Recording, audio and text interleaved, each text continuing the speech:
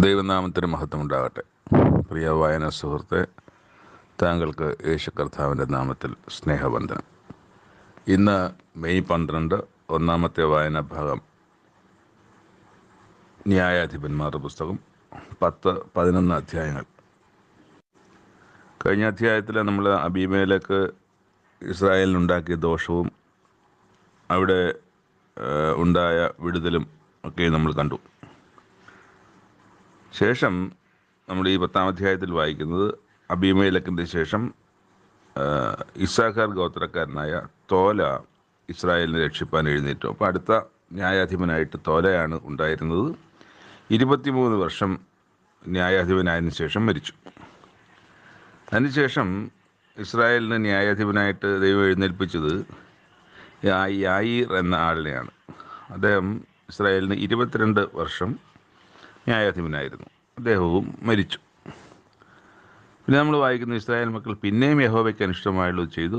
ബാൽ വിഗ്രഹങ്ങളെയും അസ്തോരത്ത് പ്രതിഷ്ഠകളെയും അരാമ്യ ദേവന്മാരെയും സീദോന്യ ദേവന്മാരെയും മോവാബി ദേവന്മാരെയും അമ്മോന്യ ദേവന്മാരെയും ഫെലിസ്ത്യ ദേവന്മാരെയും സേവിച്ചു. എത്ര ദേവങ്ങളാണെന്ന് ആലോചിച്ച് നോക്കൂ. സേവിച്ചു. യഹോവയെ സേവിക്കാതെ അവനെ ഉപേക്ഷിച്ചു. അപ്പോൾ യഹോവയുടെ കോപം ഇസ്രായേലിൻ്റെ നേരെ ജ്വലിച്ചു. അവൻ അവരെ ഫെലിസ്ത്യരുടെ കയ്യിലും അമ്മോന്യരുടെ കയ്യിലും ഏൽപ്പിച്ചു. അപ്പം അങ്ങനെ ഒരു വലിയ കഷ്ടത്തിലായി. അവരെല്ലാവരും ഞെരിക്കപ്പോഴത്തേക്ക് അവർ കഷ്ടത്തിലാകുകയും യഹോവയോട് നിലവിളിക്കുകയും ചെയ്തു. ഞങ്ങൾ ഞങ്ങളുടെ ദൈവത്തെ ഉപേക്ഷിക്കുകയും ബാൽ വിഗ്രഹങ്ങളെ സേവിക്കുകയും ചെയ്തതുകൊണ്ട് നിന്നോട് പാപം ചെയ്തിരിക്കുന്നുവെന്ന് ദൈവത്തോട് അവർ ഏറ്റുപറഞ്ഞു. ദൈവം ഇസ്രായേൽ മക്കളോട് പറഞ്ഞത്, മിസ്രയീമ്യർ, അമോര്യർ, അമ്മോന്യർ, ഫെലിസ്ത്യർ എന്നിവരുടെ കയ്യിൽ നിന്ന് ഞാൻ നിങ്ങളെ രക്ഷിച്ചിട്ടില്ലയോ? സീദോന്യരും അമാലേക്കരും മാവോന്യരും നിങ്ങളെ ഞെരുക്കി. നിങ്ങൾ എന്നോട് നിലവിളിച്ചു. ഞാൻ നിങ്ങളെ അവരുടെ കയ്യിൽ നിന്നും രക്ഷിച്ചു. എങ്കിലും നിങ്ങൾ എന്നെ ഉപേക്ഷിച്ച് അന്യ ദൈവങ്ങളെ സേവിച്ചു. അതുകൊണ്ട് ഇനി ഞാൻ നിങ്ങളെ രക്ഷിക്കുകയില്ല. നിങ്ങൾ തിരഞ്ഞെടുത്തിട്ടുള്ള നിങ്ങളുടെ ദേവന്മാരോട് പോയി അപേക്ഷിച്ച് നിലവിളിപ്പിൻ എന്ന് പറഞ്ഞു. അവർ രക്ഷിക്കും എന്നാണ് ദൈവം പറയുന്നത്. പക്ഷേ ഇസ്രായേൽ മക്കൾ വിട്ടില്ല. അവർ പിന്നെയും ദൈവത്തോട്, ഞങ്ങൾ പാപം ചെയ്തിരിക്കുന്നു, അങ്ങയുടെ ഇഷ്ടം പോലെയൊക്കെ ഞങ്ങളോട് ചെയ്തു കൊള്ളുക, ഇന്ന് മാത്രം ഞങ്ങളെ വിടുവിക്കണമേ എന്ന് പറഞ്ഞു. അവർ തങ്ങളുടെ ഇടയിൽ അന്യ ദൈവങ്ങളെ നീക്കിക്കളഞ്ഞു. അപ്പോൾ ഈ ദൈവങ്ങളൊക്കെ അവർ നീക്കിക്കളഞ്ഞപ്പോൾ ദൈവത്തിന് അവരോട് മനസ്സലിഞ്ഞു. അവരുടെ അരിഷ്ടതയിൽ അവന് സഹതാപം തോന്നി എന്നാണ് നമ്മൾ വായിക്കുന്നത്. അങ്ങനെ അതേസമയം തന്നെ അമ്മോന്യർ ഈ ഗിലെയാദിൽ ഒന്നിച്ചവർക്ക് എതിരെ പാളയം ഇറങ്ങി. ഇസ്രായേൽ മക്കളും ഒരുമിച്ച് കൂടി മിസ്പായിൽ പാളയം ഇറങ്ങി. അപ്പോൾ അവിടെ നിന്നൊരു യുദ്ധത്തിൻ്റെ അന്തരീക്ഷത്തിലേക്ക് വരികയാണ്. അപ്പോൾ അവിടെ തുടർച്ചയായിട്ട് 11-ാം അധ്യായം നമ്മൾ കാണുന്നു. അവിടെ ഇഫ്താഹ് എന്ന് ഒരു പരാക്രമശാലിയായ ഒരു മനുഷ്യനുണ്ടായിരുന്നു. പക്ഷെ അവരെ ആ ഇഫ്താഹിനെ ഇവർ തള്ളിക്കളഞ്ഞു. അങ്ങനെ തള്ളിക്കളഞ്ഞത് വഴി ഈ സഹോദരന്മാരെയൊക്കെ വിട്ട് തോബ് ദേശത്ത് നിന്ന് ഇഫ്താഹ് പാർത്തു. കുറേ കാലം കഴിഞ്ഞപ്പോൾ അമ്മോന്യർ ഇസ്രായേലിനോട് യുദ്ധം ചെയ്തു. ഇസ്രായേലിനോട് യുദ്ധം തുടങ്ങിയപ്പോൾ ഇവർ ഈ ഗിലെയാദിലെ മൂപ്പന്മാർ ഇഫ്താഹിനെ തോബ് ദേശത്ത് നിന്ന് കൊണ്ടുവരാൻ വേണ്ടി അവിടെ ചെന്ന് ഇഫ്താഹിനോട് നീ വരണമെന്നൊക്കെ പറഞ്ഞു. പക്ഷേ ഇഫ്താഹ് പറഞ്ഞു, നിങ്ങൾ എന്നെ പകച്ച് പിതൃഭവനത്തിൽ നിന്ന് നീക്കിക്കളഞ്ഞില്ലയോ? ഇപ്പോൾ നിങ്ങൾ കഷ്ടത്തിലായ സമയം എൻ്റെ അടുക്കൽ എന്തിനു വരുന്നു എന്ന് ചോദിച്ചു. ഗിലെയാദിലെ മൂപ്പന്മാർ, നീ ഞങ്ങളോട് കൂടെ വന്ന് അമ്മോന്യരോട് യുദ്ധം ചെയ്യുകയും ഗിലെയാദിലെ സകല നിവാസികൾക്കും തലവനായിരിക്കുകയും ചെയ്യുന്നത് ഞങ്ങൾ ഇപ്പോൾ നിൻ്റെ അടുക്കൽ വന്നിരിക്കുന്നു എന്ന് പറഞ്ഞു. അമ്മോന്യരോട് യുദ്ധം ചെയ്യാൻ പോയിട്ട് നിങ്ങൾ അവസാനം എൻ്റെ കയ്യിൽ അവരെ ഏൽപ്പിച്ച് യുദ്ധമൊക്കെ കഴിയുമ്പോൾ നിങ്ങൾ എന്നെ തള്ളിക്കളയും, നിങ്ങളെന്നെ തലവനാക്കുമോ എന്ന് ചോദിച്ചു. ഗിലെയാദിലെ മൂപ്പനെ യഹോവ തന്നെ നമ്മൾ മധ്യസാക്ഷി, നീ പറഞ്ഞ പോലെ ഞങ്ങൾ നിന്നെ തലവനാക്കും എന്ന് പറഞ്ഞ് അവരെ കൂട്ടിക്കൊണ്ടു. അങ്ങനെ അവിടെ തിരിച്ച് പോവുകയും ചെയ്തു.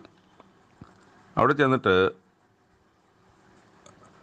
ഇഫ്താഹ് അമ്മോന്യരുടെ രാജാക്കന്മാരുടെ അടുത്തേക്ക് ദൂതന്മാരെ അയച്ചിട്ട് ചോദിച്ചു, ഞങ്ങളോട് യുദ്ധം ചെയ്യാൻ, എന്നോട് യുദ്ധം ചെയ്യാൻ എൻ്റെ ദേശത്ത് വരേണ്ടത് നിനക്ക് എന്ത് കാര്യം എന്ന് ചോദിച്ചു. അപ്പോൾ അമ്മോന്യ രാജാവ് ഇഫ്താഹിന് ദൂതന്മാരോട് മറുപടി പറഞ്ഞത്, ഇസ്രായേൽ മിസ്രയീമിൽ നിന്ന് പുറപ്പെട്ടു വന്നപ്പോൾ അവർ അർണോൻ മുതൽ യാബോക്ക് വരെയും യോർദാൻ വരെയുമുള്ള എൻ്റെ ദേശം അടക്കിയത് കൊണ്ട് തന്നെ എന്ന് അമ്മോന്യ രാജാവ് മറുപടി പറഞ്ഞു. അപ്പം അങ്ങനെ വന്നപ്പം യുദ്ധങ്ങൾ നടന്നതും ആ ദേശങ്ങളൊക്കെ പിടിച്ചടക്കിയതുമൊക്കെയും നമ്മൾ വായിച്ചിട്ട് ഓർമ്മയുണ്ടല്ലോ. അപ്പോൾ ഇപ്പോൾ ആ ദേശങ്ങളെ സമാധാനത്തോടെ മടക്കി തരിക, ഇതാണ് അവരുടെ ആവശ്യം. അപ്പോൾ ഇഫ്താഹ് പിന്നെയും ദൂതന്മാരെ അയച്ച് അവരോട് പറഞ്ഞത്, അമ്മോനൊരു ദേശമൊന്നും മോവാബ് ദേശമോ അമ്മോനൊരു ദേശമോ അടക്കിയിട്ടില്ല. മിസ്രൈമിൽ നിന്ന് ഇസ്രായേൽ പുറപ്പെട്ട് ജംഗൽ വഴി സഞ്ചരിച്ച് ഏദോം രാജാവിൻ്റെ അടുക്ക് ദൂതന്മാരെ അയച്ചു. ഞാൻ നിൻ്റെ ദേശത്തുകൂടി കടന്നു പോകാൻ അനുവാദം തരണമെന്ന് പറഞ്ഞു. ഏദോം രാജാവ് കേട്ടില്ല. മോവാബ് രാജാവിൻ്റെ അടുക്കം ചെന്നു. അവരും അങ്ങനെ സമ്മതിച്ചില്ല. അങ്ങനെ ഇസ്രായേൽ കാദേശിൽ പാർത്തു.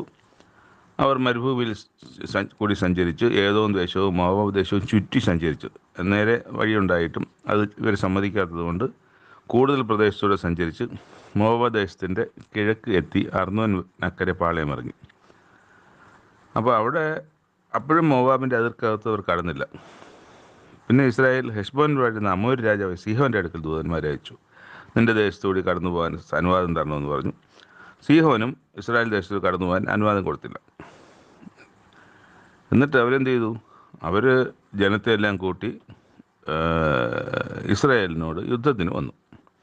ഇസ്രായേലിൻ്റെ ദൈവം എന്ത് ചെയ്തു? സീഹോനെയും അവൻ്റെ സകല ജനത്തെയും ഇസ്രായേലിൻ്റെ കയ്യിൽ ഏൽപ്പിച്ചു. അവരവരെ തോൽപ്പിച്ചു. ഇങ്ങനെ ഇസ്രായേൽ ആ ദേശനിവാസികളെ അമ്മോൻ്റെ ദേശമൊക്കെയും കൈവശമാക്കി. അർന്നോൻ മുതൽ യാബോക്ക് വരെയുള്ള മരുഭൂമിയും യോർദാൻ വരെയുള്ള അമോര്യരുടെ ദേശമൊക്കെയും അവർ പിടിച്ചടക്കി. ഇസ്രായേലിൽ പിടിച്ചടക്കി. ഇസ്രായേലിൻ്റെ ദൈവമായ യഹോവ തൻ്റെ ജനമായ ഇസ്രായേലിന് മുമ്പിൽ നിന്ന് അമോര്യരെ നീക്കിക്കളഞ്ഞിരിക്കെ നീ അവരുടെ അവകാശം അടക്കുവാൻ പോകുന്നുവോ? നിൻ്റെ ദേവന്മാരുടെ അവകാശം നിൻ്റെ ദേവനായ കെമോഷ് നിനക്ക് അവകാശമായി തരും ദേശത്ത് നീ അടക്കി അനുഭവിക്കുകയില്ലയോ? അപ്പോൾ അങ്ങനെ ഞങ്ങളോട് യുദ്ധത്തിന് വന്നത് കാരണം ഞങ്ങൾ പിടിച്ചടക്കപ്പെടേണ്ടി വന്ന സ്ഥലങ്ങളാണ്. അത് യഹോവ ഞങ്ങളോട് യുദ്ധം ചെയ്യാൻ പറയുകയും അങ്ങനെ യുദ്ധം ചെയ്യുകയും ദൈവം ഞങ്ങൾക്ക് തന്ന പ്രദേശമാണ്, അത് ഞങ്ങൾക്ക് മടക്കി തരാൻ ഒക്കില്ല എന്നാണ് ഇഫ്താഹ് അവർക്ക് കൊടുക്കുന്ന മറുപടി. അങ്ങനെ അതുപോലെ സിപ്പോറിൻ്റെ മകനായ മാലാക്കിനേക്കാൾ നീ വലിയ മിടുക്കനും യോഗ്യനും ഒന്നല്ലല്ലോ, അതുകൊണ്ട് ഇത് നടക്കാൻ പോകുന്നതല്ല എന്നുള്ളതാണ് പറയുന്നത്. എന്നോട് യുദ്ധം ചെയ്യുന്നതിനാൽ നീ എന്നോടല്ല, എന്നോട് യുദ്ധം ചെയ്യുന്നതിൽ നീ എന്നോടാകുന്നു അന്യായം ചെയ്യുന്നത്. ന്യായാധിപനായ ഞാൻ നിന്നോട് അന്യായം ചെയ്തിട്ടില്ല. നീ എന്നോട് യുദ്ധം ചെയ്യുന്നതുകൊണ്ട് നീ എന്നോടാണ് അന്യായം ചെയ്യുന്നത്. അതാണ് പറയുന്നത്. ഞാൻ അങ്ങോട്ട് ഒരു അന്യായവും വന്നില്ല. നീയാണിപ്പോൾ യുദ്ധത്തിന് ഇങ്ങോട്ട് പുറപ്പെടുന്നത്. എനിക്ക് യുദ്ധം ചെയ്യാൻ നിവൃത്തിയില്ലാതിരിക്കുന്ന സാഹചര്യം വന്നിരിക്കുന്നത്. അതുകൊണ്ടാണ് ഞാൻ യുദ്ധം ചെയ്തത്. അതുകൊണ്ട് ഞാനല്ല അന്യായം ചെയ്തത്, നീയാണ് അന്യായം ചെയ്തത്. ന്യായാധിപനായ യഹോവ. അപ്പം യഥാർത്ഥ ന്യായാധിപനാണെന്ന് ഈ ന്യായാധിപനായിരിക്കുന്ന ഇഫ്താഹിന് ഓർമ്മയുണ്ട്. യഥാർത്ഥ ന്യായാധിപൻ ദൈവമാണ്, യഹോവയായ ദൈവമാണെന്നുള്ളത്. ഞാൻ ആ സ്ഥാനത്ത്, ദൈവമാക്കിയ സ്ഥാനത്ത് ഞാൻ ഇരിക്കുന്നു എന്നുള്ളതേ ഉള്ളൂ എന്നതാണ്. ന്യായാധിപനെ യഹോവ ഇന്ന് ഇസ്രായേൽ മക്കളുടെയും അമോന്യരുടെയും മധ്യ ന്യായം വിധിക്കട്ടെ. എന്നാൽ ഇഫ്താഹ് പറഞ്ഞയച്ച വാക്ക് അമോന്യരുടെ രാജാവ് കൂട്ടാക്കിയില്ല. അപ്പോൾ യഹോവയുടെ ആത്മാവ് ഇഫ്താഹിൻ്റെ മേൽ വന്നു. അവന് ഈ പറഞ്ഞ മിസ്പായിലെത്തി അമോന്യരുടെ നേരെ യുദ്ധത്തിന് വന്നു.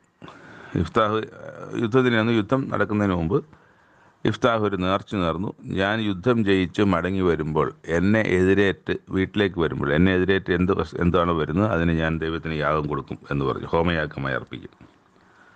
അപ്പോൾ യുദ്ധം നടന്നു. യുദ്ധം ജയിച്ചു. വലിയ ജയമുണ്ടായി. വലിയൊരു സംഹാരമാണ് നടത്തിയത്. 20 പട്ടണം ജയിച്ചടക്കി അവരുടെ. എന്നാൽ ഇഫ്താഹ് മിസ്പയിൽ തൻ്റെ വീട്ടിലേക്ക് ചെല്ലുമ്പോൾ അദ്ദേഹത്തിൻ്റെ മകൾ തപ്പോടും നൃത്തവും, ഏക മകളാണ്, തപ്പോടും നൃത്തത്തോടും കൂടി അവന് എതിരേറ്റ് വന്നു. അപ്പം എന്തായിരുന്നു നേരത്തെ ഉള്ള ഇഫ്താഹിൻ്റെ വാക്ക് എന്ന് പറയുന്നത്? വീട്ടിലേക്ക് വരുമ്പോൾ എന്താണോ എനിക്കെതിരെ വരുന്നത്, ആടോ മാടോ എന്നൊക്കെ ആയിരിക്കും അദ്ദേഹം ഉദ്ദേശിച്ചത്. പക്ഷേ മകളാണ്, ഏക മകളാണ് ഇത് ചെയ്തു വന്നത്. അത് അവളെ കണ്ടുവിടണ അവൻ തൻ്റെ വസ്ത്രം കീറി, അയ്യോ എൻ്റെ മകളെ, നീ എൻ്റെ തല കുനിയിച്ചു, നീ എന്നെ വ്യസനിപ്പിക്കുന്ന കൂട്ടത്തിലാക്കിയല്ലോ എന്നൊക്കെ നിലവിളിക്കുന്നുണ്ട് പാവം. യഹോവയോട് ഞാൻ പറഞ്ഞു പോയി, എനിക്ക് പിന്മാറിക്കൂടാ എന്ന് പറഞ്ഞു. അതിനാ നല്ല മകൾ പറയുന്നത്, അപ്പോൾ നീ യഹോവയോട് പറഞ്ഞു പോയിട്ടുണ്ടെങ്കിൽ യഹോവ നിനക്ക് വേണ്ടി നിൻ്റെ ശത്രുക്കളായ അമോന്യരോട് പ്രതികാരം നടത്തിയിരിക്കുന്നുണ്ട്. നിൻ്റെ വായിൽ നിന്ന് പുറപ്പെട്ടതുപോലെ തന്നെ എന്നോട് ചെയ്തു കൊള്ളുക, ഒരു പ്രശ്നവുമില്ല. എന്നാൽ ഒരു കാര്യം എനിക്ക് വേണ്ടി വേണം, ഞാൻ എൻ്റെ പർവ്വതങ്ങളിൽ ചെന്ന് എൻ്റെ സഖിമാരുമായി എൻ്റെ കന്യാത്വത്തെക്കുറിച്ച് വിലാപം കഴിക്കേണ്ടതിന് എനിക്ക് 2 മാസം അവധി തരണമെന്ന് പറഞ്ഞു. അവൾ 2 മാസം അതിന് അവധിക്കായി പോയി. അവൾ തൻ്റെ സഖിമാരൊക്കെ ചെന്ന് കന്യാകത്തെക്കുറിച്ച് പർവ്വതങ്ങൾ വിലാപം കഴിച്ചു. 2 മാസം കഴിഞ്ഞ് വന്നിട്ട് അവൾ അപ്പന് കീഴടങ്ങി. അവൻ നേർന്നിരുന്നതുപോലെ അവളെ ഹോമയാഗമായിട്ട് അർപ്പിച്ചു. വളരെ സങ്കടകരമായ വലിയൊരു യുദ്ധം ജയിച്ചു വന്നിട്ട് ആ ജയാളിയായ ദൈവത്തിന് ദൈവമാണ് ന്യായാധിപനാണെന്ന് വിശ്വസിക്കുന്ന ആ നല്ലവനായ മനുഷ്യൻ തൻ്റെ മകളെ യാഗം കൊടുക്കേണ്ടി വന്ന ഒരു വലിയ സങ്കടത്തിലൂടെയാണ് ആ ആ യുദ്ധത്തിൻ്റെ ജയം മങ്ങിപ്പോകുന്ന തരത്തിലായിപ്പോയി. പക്ഷേ ശേഷം ആണ്ടുതോറും ഇസ്രായേലിലെ കന്യകമാർ 4 ദിവസം ഗിലെയാദിനായ യിഫ്താഹിൻ്റെ മകളെ കീർത്തിപ്പാൻ പോകുന്നത് പിന്നെ ഇസ്രായേലിലൊരു ആചാരമായി തീരുകയും ചെയ്തു. രണ്ടാമത്തെ വായനാഭാഗം യെശയ്യാപ്രവാചകൻ്റെ പുസ്തകം 36-ാം അധ്യായം. യെശയ്യാപ്രവാചകൻ്റെ പ്രവചനം നമുക്കറിയാം. ഉസിയാവ് രാജാവ്, ശേഷം യോഥാം രാജാവ്, അതിനുശേഷം ആഹാസ് രാജാവ്, അത് കഴിഞ്ഞ് യെഹിസ്കിയാ രാജാവ് എന്നീ 4 രാജാക്കന്മാരുടെ കാലത്ത് യഹൂദയെക്കുറിച്ചും യെരൂശലേമിനെക്കുറിച്ചും പ്രവചിച്ച പ്രവചനമാണ് അല്ലെങ്കിൽ ദർശനമാണെന്നാണ് നമ്മൾ ആദ്യത്തെ അധ്യായത്തിൻ്റെ ആദ്യത്തെ വാക്യത്തിൽ നമ്മൾ വായിക്കുന്നത്. ഇവിടെ നമ്മൾ കാണുന്നത് 36-ാം അധ്യായം ഹിസ്കിയാ രാജാവിൻ്റെ 14-ാം ആണ്ടിൽ, ആ 4 രാജാക്കന്മാരിൽ 4-ാമത്തെ രാജാവിൻ്റെ 14-ാം ആണ്ടിൽ അശ്ശൂർ രാജാവായ സൻഹെരീബ് യഹൂദ്യയിലെ ഉറപ്പുള്ള എല്ലാ പട്ടണങ്ങളുടെ നേരെ പുറപ്പെട്ടു വന്ന് അവയെ പിടിച്ചു. ഇത് വെറുതെ സംഭവിച്ചതല്ല. കഴിഞ്ഞ അധ്യായങ്ങളിലൊക്കെ ഇതിനുള്ള മുന്നറിയിപ്പൊക്കെ യെശയ്യാപ്രവാചകൻ കൊടുക്കുന്നുണ്ട് വരാനിരിക്കുന്ന കഷ്ടത്തെ സംബന്ധിച്ച്. ഈ അശ്ശൂർ രാജാവ് നേരത്തെ എൻ്റെ ഓർമ്മ, നേരത്തെ വടക്കേ രാജ്യമായ ഇസ്രായേലിലും യുദ്ധം കഴിഞ്ഞതിന് ശേഷമാണ്, അവരെ പിടിച്ചതിന് ശേഷമൊക്കെയാണ് അവരെ പ്രവാസത്തിലേക്ക് കൊണ്ടുപോവുകയും ആ പ്രദേശങ്ങളിൽ അവർ വന്ന് താമസിക്കുകയും ഒക്കെ ചെയ്തതിന് ശേഷമാണ് ഇവിടേക്ക് വന്നതെന്നാണ് എനിക്ക് എൻ്റെ ഓർഡർ അനുസരിച്ച് എനിക്ക് തോന്നുന്നത്. എന്തായാലും അവർ വടക്കേ രാജ്യമായ ഇസ്രായേലിൽ യുദ്ധത്തിന് പോയി എന്നുള്ളത് വളരെ ശരി സംഭവിച്ച കാര്യം തന്നെയാണ്. അപ്പം അതിന് ശേഷമാണ് ഇവിടെ വരുന്നതെന്നാണ് എനിക്ക് അവിടുത്തെ വായനയിൽ നിന്നുള്ള ഓർമ്മ. അത് തന്നെ ആകാനാണ് സാധ്യത. അപ്പോൾ എന്തായാലും ഈ അശ്ശൂർ രാജാവായ സൻഹെരീബ് യഹൂദയിലെ ഉറപ്പെട്ട പട്ടണങ്ങളെല്ലാം പുറപ്പെട്ടു എന്ന് അവയെ പിടിച്ചു എന്നാണ്. അപ്പോൾ അശ്ശൂർ രാജാവ് രബ്ഷാക്കെ യെരൂശലേമിലേക്ക് ഹിസ്കിയാ രാജാവിൻ്റെ അടുക്കൽ ഒരു വലിയ സൈന്യത്തോടു കൂടി അയച്ചു. അവൻ അലക്കുകാരൻ്റെ വഴിയിലെ പെരുവഴിക്കലുള്ള മേലത്തെ കളത്തിൻ്റെ കൽപ്പാത്തി കരികെ നിന്നു. അപ്പോൾ ഹില്ക്കിയാവിൻ്റെ മകൻ എല്യാക്കീം എന്ന രാജധാനി വിചാരകനും രാജസക്കാരൻ ശെബ്നയും യോവാഹ് എന്ന മന്ത്രിയും അവൻ്റെ അടുക്കൽ പുറത്തു നിന്നു. അപ്പോൾ രബ്ഷാക്കെ അവരോട് പറഞ്ഞു, നിങ്ങൾ ഹിസ്കിയാവോട് പോയി പറയണം, അശ്ശൂർ രാജാവായ മഹാരാജാവ് സൻഹെരീബ് ഇപ്രകാരം കൽപ്പിക്കുന്നു, നീ ആശ്രയിച്ചിരിക്കുന്ന ആശ്രയം എന്ത്? യുദ്ധത്തിന് വേണ്ടുന്ന ആലോചനയും ബലവും ഉണ്ട് എന്നുള്ള വെറും വാക്കത്രേ ഞാൻ പറയുന്നു. അതിനെ ആരെ ആശ്രയിച്ചിട്ടാകുന്നു നീ എന്നോട് മത്സരിക്കുന്നത്? ചതഞ്ഞ ഓടക്കാലായ മിസ്രയീമിലല്ലോ നീ ആശ്രയിച്ചിരിക്കുന്നത്. അപ്പോൾ മിസ്രയീമിലാണോ നിൻ്റെ ആശ്രയം? എന്നാൽ ആശ്രയം എന്ന് പറയുന്നത് നിൻ്റെ ഉള്ളം കൈയിൽ തന്നെ തറച്ചു കയറുന്ന ഒരു ഓടക്കോലാണത്. അതിനെ ആശ്രയിച്ചാൽ നിനക്ക് രക്ഷപ്പെടാനൊക്കെ. പിന്നെ നീ യഹോവയിലാണോ ആശ്രയിക്കുന്നത്? യഹോവയിൽ ആശ്രയിക്കുകയാണെങ്കിൽ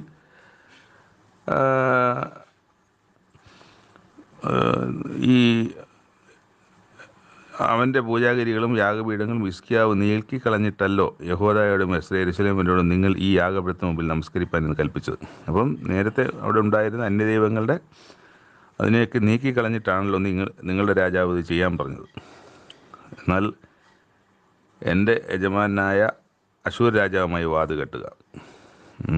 തക്ക കുതിരച്ചേവരെ കയറ്റുവാൻ നിനക്ക് കഴിയുമെങ്കിൽ ഞാൻ 2000 കുതിരയെ നിനക്ക് തരാം.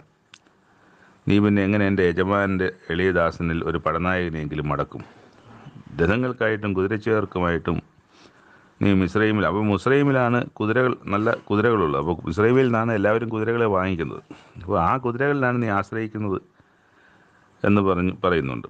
എന്നാൽ ഇപ്പോൾ ഈ ദേശം നശിപ്പിപ്പാൻ യഹോവയെ കൂടാതെയോ അതിൻ്റെ നേരെ പുറപ്പെട്ടു വന്നിരിക്കുന്നത്. അപ്പം എൻ്റെ മഹാരാജാവ് പുറപ്പെട്ടു വന്നിരിക്കുന്നത് നിങ്ങളുടെ ദൈവമായ യഹോവയുടെ കൂടെ തന്നെയാണ്. യഹോവയാണ് കൂടെ വന്നിരിക്കുന്നത്. യഹോവ എന്നോട് ഈ ദേശത്തിൻ്റെ നേരെ പുറപ്പെട്ടു എന്ന് അതിനെ നശിപ്പിക്കുക എന്ന് കൽപ്പിച്ചിരിക്കുന്നു. അപ്പോൾ ഇവിടെ ഒരു കളവ് പറയുകയാണ്.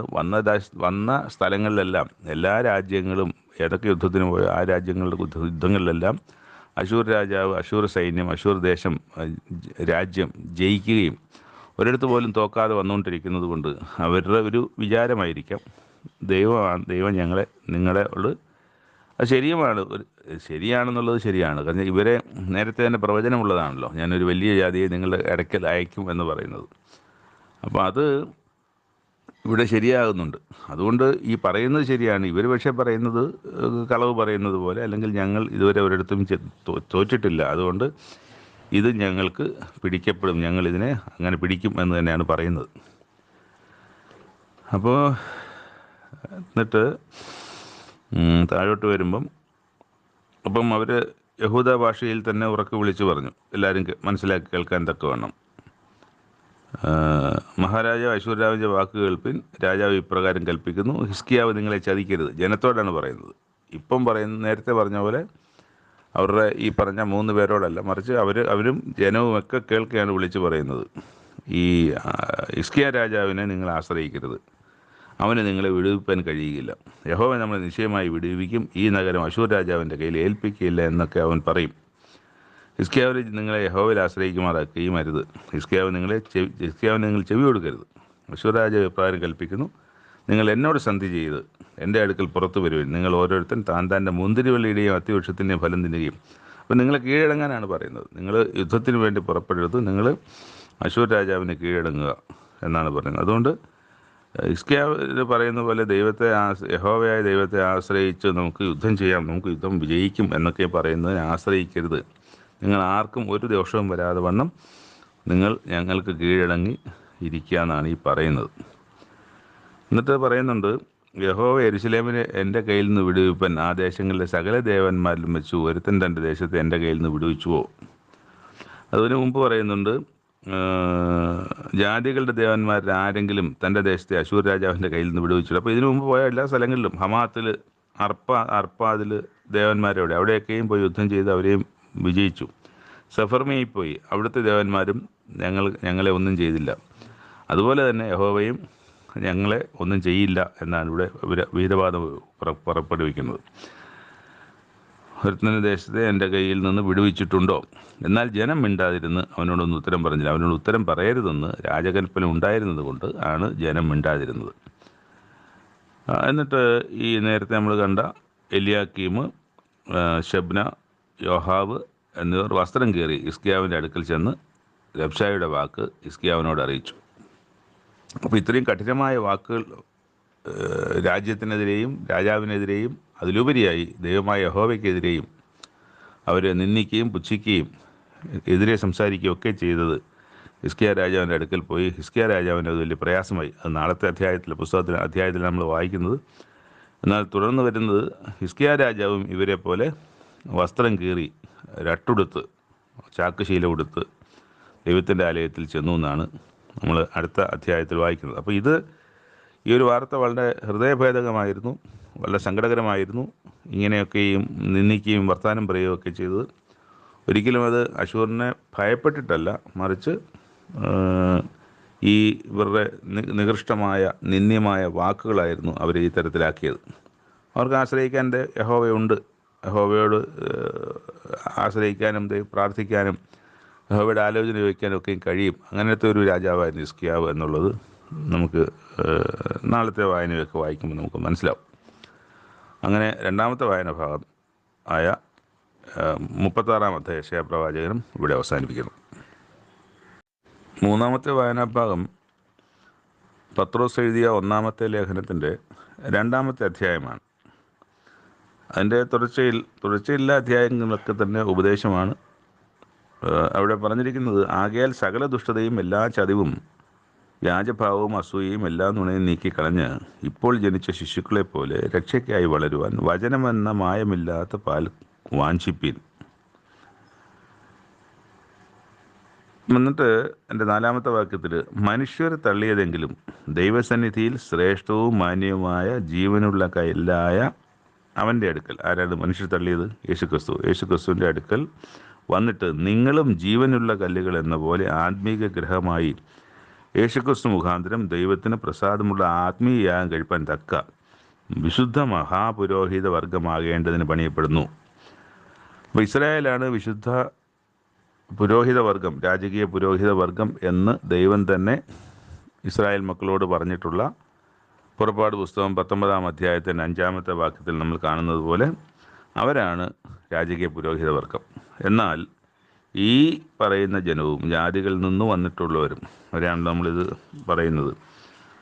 പൊന്തോസിലും ഗലാത്തിയിലും കപ്പദോക്കിയിലും ആസയിലും ബിഥുന്യയിലും ചിതറിപ്പാർക്കുന്ന പരദേശികളും പിതാവായ ദൈവത്തിൻ്റെ മുന്നറിവ് നിർത്തണം ആത്മാവിൻ്റെ വിശദീകരണം പ്രാപിച്ച് അനുസരണം കാണിപ്പാനും യേശുക്രിസ്തുവിൻ്റെ രക്തത്താൽ തളിക്കപ്പെടുവാനായി വ്രതന്മാരുമായവർക്ക് എഴുതുന്നത്. അപ്പം അങ്ങനെ നിങ്ങളും ജീവനുള്ള കല്ലുകളായിട്ട് അവൻ്റെ അടുക്കൽ വന്നിട്ട് അവരെ പോലെ വിശുദ്ധ പുരോഹിത വർഗമാകേണ്ടതിന് പണിയപ്പെടുന്നു. അപ്പം നിങ്ങളും വിശുദ്ധ പുരോഹിത വർഗമാകേണ്ടവരാണ്, അതിനുവേണ്ടി പണിയപ്പെട്ടുകൊണ്ടിരിക്കുന്നവരാണ് എന്ന് വായിക്കുകയാണ്. എന്നിട്ട് അതിൻ്റെ 9 നേരെ ഞാൻ ഈ വിശുദ്ധ പുരോഹിത വർഗം പറഞ്ഞതുകൊണ്ട് നേരെ 9 വാക്യത്തിൽ, നിങ്ങളോ അന്ധകാരത്തിൽ നിന്ന് തൻ്റെ അത്ഭുത പ്രകാശത്തിലേക്ക് നിങ്ങളെ വിളിച്ചവൻ്റെ സൽഗുണങ്ങളെ ഘോഷിപ്പാൻ തക്കവണ്ണം തെരഞ്ഞെടുക്കപ്പെട്ട ഒരു ജാതിയും രാജകീയ പുരോഹിത വർഗവും വിശുദ്ധ വംശവും സ്വന്തം ജനവുമാകുന്നു. മുമ്പേ നിങ്ങൾ ജനമല്ലാത്തവർ, ഇപ്പോൾ ദൈവത്തിൻ്റെ ജനം. മുമ്പേ കരുണ ലഭിക്കാത്തവർ, ഇപ്പോൾ കരുണ ലഭിച്ചവർ. ഈ ആർക്കാണോ ഇത് കത്തുകൾ എഴുതുന്നത് ആ പ്രദേശത്തുള്ള പുതിയ വിശ്വാസികളും അതിനുശേഷം ക്രിസ്തുവിലൂടെ വിശ്വാസത്തിലേക്ക് വന്നവരും ഇന്ന് ക്രിസ്തുവിൽ വിശ്വാസത്തിലായിരിക്കുന്ന ഞാനും താങ്കളെയും പോലുള്ള ആളുകളും ഇനി ഈ വിശ്വാസത്തിലേക്ക് വരാനുള്ളവരുമെല്ലാം ഈ പറഞ്ഞ ഒരു രാജകീയ ജാതിയും ഒരൊറ്റ ജാതിയും, തിരഞ്ഞെടുക്കപ്പെട്ട ഒറ്റ ജാതിയും രാജകീയ പുരോഹിത വർഗവും വിശുദ്ധ വംശവും സ്വന്തം ജനവും. നമ്മൾ കാണുന്നതും മനസ്സിലാക്കേണ്ടതും ഈ ഇസ്രായേലിനെയും ജാതികളിൽ നിന്ന് വിശ്വാസത്തിലേക്ക് വന്നവരെയും അവർ രണ്ടുപേരും ക്രിസ്തുവിലുള്ള വിശ്വാസത്തിലിരിക്കുന്നവരാണെങ്കിൽ അവർ രണ്ടുപേരെയും, രണ്ട് കൂട്ടരെയും ആരെയും രണ്ടായിട്ട് ദൈവം കണ്ടിട്ടില്ല. ദൈവം ഇവരെല്ലാവരെയും ഒരു ജാതിയായിട്ടാണ് കണ്ടിരിക്കുന്നതെന്നാണ് നമ്മൾ വായിക്കുന്നത്. അപ്പം അങ്ങനെ ഒരു വ്യത്യാസം വെക്കാതെ വണ്ണം മാറ്റി അല്ലെങ്കിൽ യോഗ്യത നൽകിയ ജൈവജനത്തെയാണ് നമ്മൾ മനസ്സിലാക്കുന്നത്. ഈ വായിച്ചതിന് മുമ്പായിട്ട് 2 പഴയ നിയമ വാക്യങ്ങളെ ഇവിടെ കോട്ട് ചെയ്യുന്നുണ്ട്. ഒന്ന് യെശയ്യാ പ്രവാചകൻ്റെ പുസ്തകം 28 അധ്യായത്തിൻ്റെ 16 വാക്യം, ഞാൻ ശ്രേഷ്ഠവും മാന്യവുമായൊരു മൂലക്കല്ല് സിയോനിലിടുന്നു. അപ്പോൾ ആ മൂലക്കല്ല് എന്ന് പറഞ്ഞിട്ട് പറയാം അവനിൽ വിശ്വസിക്കുന്നവൻ. അത് മൂലക്കല്ല് കല്ലല്ല, മറിച്ച് ഇതൊരു മനുഷ്യനാണ്. അവനിൽ വിശ്വസിക്കുന്നവൻ ലജ്ജിച്ചു പോകുകയില്ല എന്ന തിരുവെഴുത്തിൽ കാണുന്നുവല്ലോ. അപ്പോൾ അതാണ് പറഞ്ഞിരിക്കുന്നത് യെശയ്യാ പ്രവാചകൻ്റെ 28 അധ്യായത്തിൽ. എന്നിട്ട് പറയാം, വിശ്വസിക്കുന്ന നിങ്ങൾക്ക് ആ മാന്യതയുണ്ട്. വിശ്വസിക്കാവുന്നവർക്കോ സങ്കീർത്തനങ്ങൾ 118:22 പറഞ്ഞിരിക്കുന്ന ഒരു കാര്യം ഇവിടെ കോട്ട് ചെയ്യുകയാണ്. വിശ്വസിക്കാത്തവർക്കോ വീട് പണിയുന്നവർ തള്ളിക്കളഞ്ഞ കല്ല് തന്നെ മൂലക്കല്ലും ഇടർച്ചക്കല്ലും തടങ്കൽ പാറയുമായിരിക്കുന്നു. ഇവിടെ രണ്ടിടത്തും കല്ലുകൾ ശ്രേഷ്ഠവും മാന്യവുമായ ഒരു മൂലക്കല്ലിനെ കുറിച്ചും സിയോനിലിടുന്നതിനെ സംബന്ധിച്ചും ആദ്യം പറയുന്നു. എന്നാൽ സങ്കീർത്തന പുസ്തകത്തിൽ പറയുന്നത് വീട് പണിയുന്നവർ തള്ളിക്കളഞ്ഞ കല്ല് മൂലക്കല്ലും ഇടർച്ചക്കല്ലും തടങ്കൽ പാറയുമായിരിക്കുന്നു. അപ്പം മൂലക്കല്ലുമായിരിക്കുന്നു, ആ മൂലക്കല്ല് തന്നെ ഇടർച്ചക്കല്ലും തടങ്കൽ പാറയുമായിരിക്കുന്നു. ഒരേ കല്ല് തന്നെ 2 കാര്യങ്ങൾക്ക്, നന്മയ്ക്കും തിന്മയ്ക്കുമായി വെച്ചിരിക്കുന്നതാണ്. അപ്പോൾ ആ മൂലക്കല്ലിൽ ഭവനം പണിഞ്ഞ് മുന്നോട്ട് പോകുന്നവരുമുണ്ട്, ആ മൂലക്കല്ലിൽ തട്ടി വീണ് പോകുന്നവരുമുണ്ട്. 2 ഉണ്ടല്ലോ, നമുക്കറിയാമല്ലോ. അപ്പം യേശുക്രിസ്തുവെ വിശ്വസിച്ച് ദൈവത്തിങ്കിലേക്ക് വരുന്ന, ദൈവത്തിൻ്റെ വാഗ്ദത്തങ്ങളും വചനങ്ങളും വിശ്വസിക്കുക, അനുസരിക്കുകയും വാഗ്ദത്തത്തിൻ്റെ പ്രത്യാശ വെച്ച് അതിലേക്ക് നടക്കുന്നവരുമുണ്ട്. എന്നാൽ യേശുക്രിസ്തുവിനെ അംഗീകരിക്കാതെ തള്ളിക്കളഞ്ഞ് ഇല്ല ഞാൻ പഴയത് മാത്രമേ മുറുകെ പിടിക്കുകയുള്ളൂ എന്ന് പറഞ്ഞു പോകുന്നവരുമുണ്ട്. അപ്പോൾ അവരെ സംബന്ധിച്ചിടത്തോളം ഈ കല്ല് ഒരിക്കലും അവരുടെ ഭാവിയെ പണിയുന്നില്ല, മറിച്ച് അവരതിൽ തട്ടി വീഴുകയാണ്. അത് ഇടർച്ചക്കല്ലായി തീരുകയാണ്, അല്ലെങ്കിൽ തടങ്കൽ പാറയായി തീരുകയാണ്. ഒരേ കല്ല് തന്നെ യേശുക്രിസ്തു തന്നെ 2 അവരുടെ നന്മയ്ക്കും തിന്മയ്ക്കും ആ കല്ല് തന്നെ കാരണമായി തീരുന്ന നമ്മൾ വായിക്കുന്നു. അതിനെ അവർ വെച്ചുമിരിക്കുന്നു. എന്നിട്ടാണ് നമ്മൾ നേരത്തെ കണ്ടത്, നിങ്ങളെ അന്ധകാരത്തിൽ നിന്ന് അത്ഭുത പ്രകാശത്തിലെ വിളിച്ചു എൻ്റെ വിളിക്ക് ഒത്തവണ്ണം സൽഗുണങ്ങളെ ഘോഷിപ്പാൻ തക്കവണ്ണം തെരഞ്ഞെടുക്കപ്പെട്ട ഒരു ജാതിയും രാജകീയ പുരോഹിതവർക്കും വിശ്വവംശവും സ്വന്തം ജനവുമാകുന്നു. അതിൻ്റെ ഒരു അടിസ്ഥാനമാണ്. നമ്മളത് എങ്ങനെയാണ് അത് ആയിത്തീരുന്നത് എന്നുള്ളതാണ്. അപ്പോൾ യേശുക്രിസ്തു ആണ് ഈ മൂലക്കല്ല്, അല്ലെങ്കിൽ ശ്രേഷ്ഠവും മാന്യവുമായൊരു മൂലക്കല്ല്. ആ കല്ല് ആണ് യഹൂദനുള്ളതെങ്കിൽ, ആ കല്ല് തന്നെയാണ് ജാതികളിൽ നിന്നുള്ള വിശ്വാസികൾക്കുള്ളതെങ്കിൽ രണ്ടിനെയും രണ്ടായിട്ടല്ല, രണ്ടും ഒരു ജാതിയായിട്ടാണ് ദൈവം കാണുന്നത്. ഒറ്റ മനുഷ്യർ, ഒറ്റ കൂട്ടമായിട്ട്.